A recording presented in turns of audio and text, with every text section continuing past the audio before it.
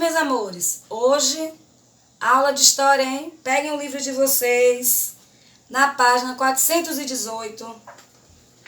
Vamos ver hoje a 418 e um pedacinho da 419, tudo bem? Peguem aí que eu aguardo um pouquinho.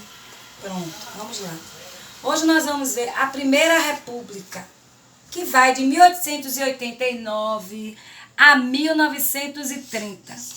Por que Nova República? Ou por que Primeira República? Porque a Primeira República é o nome que os historiadores deram ao período da história do Brasil, que fica entre a proclamação da República, lembra? Marechal Deodoro da Fonseca, em 1889, e o novo golpe do Estado, que vai ocorrer em 1930. Por isso que é a Primeira República, porque é logo após a proclamação da República. Começa em 1889 e termina em 1930 com o golpe que é dado através de uma revolução por Juscelino Kubitschek. República da Espada e República Oligárquica. Esse período, por sua vez, é dividido em duas fases. A primeira, apelidada de República da Espada, de 1889 a 1994, quando o Brasil foi presidido por militares, por isso que é da espada, porque eram marechais que usavam a espada. Daí o nome República da Espada. Lembra aqueles militares que participaram da Guerra do Paraguai? São esses militares. São pessoas oriundas desse período, quando o Brasil foi presidido por governantes militares. Então a Primeira República está dividida nesses dois períodos, República da Espada e República Oligárquica. Então, a República da Espada tem esse nome porque é um período que ela foi presidido por governantes militares. Já a segunda fase, que é a chamada República Oligárquica, que vai de 1894 a 1930, é quando o controle político foi alternado entre a oligarquia cafeeira paulista e a elite rural mineira. Vamos explicar então essa oligarquia. A oligarquia eram pequenos grupos de cafeicultores. Lembra daqueles cafeicultores? De São Paulo e a elite mineira que vai surgir aqui, ó, como um grupo que tinha domínio sobre as decisões políticas na época. Por quê? Porque tinha um controle econômico. Aqui eram grandes produtores, fazendeiros de leite. Aqui, ó, eram fazendeiros paulistas, produtores de café. Então tá claro isso? Período, a Primeira República divide-se em dois períodos. Quais são? A República da Espada, pelos militares, e a oligárquica, que é por esses dois grupos. A oligarquia cafeeira e a elite rural mineira. Olha aqui a presença do Marechal Deodoro da Fonseca. Foi o primeiro presidente do Brasil, eleito de forma direta pelos deputados federais e senadores, sem a participação popular. Foi um posicionamento que não foi aceito pela população, diante da grande satisfação popular do governo dele. Ele renunciou em 1891. Quem assume, então? O vice-presidente, Marechal Floriano Peixoto, que governou e tentou restabelecer a ordem política. Então, Primeira República Militar, República da Espada. O primeiro presidente civil foi Prudente de Moraes, eleito em 1894. Seu governo deu início ao período oligárquico, em que as elites de São Paulo e Minas Gerais se alternavam na presidência da República. Próprio que é civil, ele não era militar. Ele era uma pessoa que tinha um prestígio social, mas que não pertencia ao grupo dos militares. Ele pertencia ao grupo oligárquico de São Paulo, de um dos grupos das elites. Bom, vamos ver aqui então a Constituição de 1891. A primeira, como nós vimos e discutimos na sala, lembra que toda vez que um presidente é eleito, a promulgação ou da Constituição, ou da mudança da Constituição. Então, em 1891, a primeira ação do Marechal Deodoro, ao assumir o governo, foi suspender a Constituição de 1824. 1824 era o quê? Era Primeiro Império. Quem era que estava aqui? Dom Pedro I. Filho de quem? Dom Pedro II.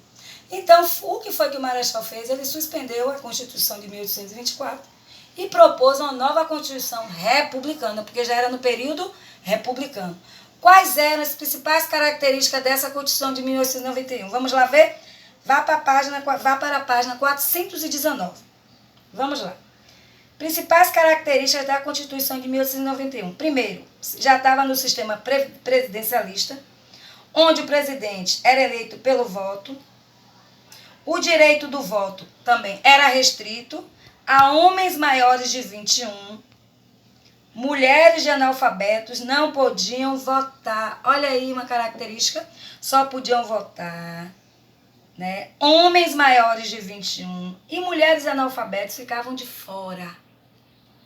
Outra característica, havia divisão dos três poderes: executivo, legislativo e judiciário. Olha que aí o poder moderador já tinha se extinto lá no Primeiro Império no primeiro e no segundo. No governo de Dom Pedro já não tinha no primeiro, e também já no governo do Dom Pedro II também já tinha sido abolido o sistema moderador. Então aí nós já temos os três poderes: executivo, legislativo e judiciário. Olha aqui. No sistema presidencialista, onde o presidente era eleito pelo voto, o presidente é o chefe do executivo, governa a população e administra os interesses cumprindo a Constituição e as leis.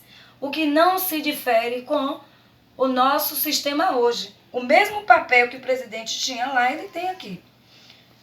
Representa o poder executivo, governa a população e administra os interesses cumprindo a Constituição e as leis. Outra questão que havia: os deputados e senadores formam o grupo legislativo para fazer as leis. O que é que faz o poder legislativo? Legisla, elabora as leis. Os juízes formam o grupo dos judiciários e garantem o cumprimento das leis. Nós já tínhamos até discutido o papel dos três poderes, não é? O poder executivo, legislativo e judiciário. O poder executivo, que é representado pelo presidente, no governo federal, no governo estadual pelo governador e pelo município pelo prefeito. Então, esses três representantes, escolhido por nós atualmente, né, na atualidade, graças a Deus, eleito pelo voto do povo, ele representa justamente no poder executivo, são essas pessoas: presidente, governador e prefeito. Estado laico. Esse Estado laico era o quê? Era a garantia de liberdade nos assuntos religiosos. Não apoia nem discrimina a religião. Olha que aqui, em 1891, o Estado é laico, como é hoje. O que quer dizer isso? Que você pode participar da religião que você quiser. O Estado, ou seja, o Brasil, dentro das suas competências, ele não pode, né, mandar nem impor a você uma religião. Você é livre. O Estado brasileiro é laico. Você pode participar da religião que você quiser. Diferente de quando nós estudamos, que a religião imposta era apenas a religião católica. E os outros que fizessem parte de outra religião eram perseguidos por essa mesma Igreja Católica. Outra questão que nós vamos ter em 1891. Nessa divisão, que permanece até os dias atuais, o sistema legislativo, executivo e judiciário, cada poder tem uma função específica e limitada, de modo que não pode interferir nos outros. Bom, hoje nós temos o poder legislativo, executivo e judiciário. Cada um tem a sua instância, o seu papel. Portanto, existem funções atípicas, em que um poder exerce, de certa forma, a atribuição do outro. Isso nós vamos ver na próxima aula, que são funções atípicas que um poder pode exercer dentro da esfera do outro. O judiciário fazendo função do legislativo, o legislativo fazendo do executivo. Existem essas funções atípicas na atualidade. E outra questão é que em países laicos como o nosso, a religião não pode influenciar na questão do governo. Lembra que quando nós íamos lá na República, que dos pedidos da solicitação era que a igreja se separasse do Estado? Pois é, hoje a gente já não tem mais a igreja e o Estado um interferindo no papel do outro. Essa é uma mudança que vai acontecer desde 1891 e que, se nós olharmos bem esse quadro comparativo, muitas das mudanças que foram instituídas em 1891 foram trazidas para cá. Ou seja, é um Estado laico, cada um processa sua religião. Agora, uma das características que chama a atenção nesse quadro é que, ó, em 1891, mulheres analfabetas não podiam votar. E aí a minha questão, que eu vou lançar para vocês na nossa tarefa: a partir de que ano mulheres analfabetas puderam votar? É a nossa tarefa que nós vamos ver daqui a pouco, certo? Eu vou passar para vocês uma tarefa que vai justamente contemplar essas questões. O que é que eu quero de vocês? Que vocês voltem de novo ao livro, leiam, respondam a tarefa da página 419. É uma tarefa que tem apenas 2 questões. E eu estarei mandando no grupo uma tarefa mais detalhada sobre esse assunto. Tá certo, meus amores? Um beijo e até a próxima aula.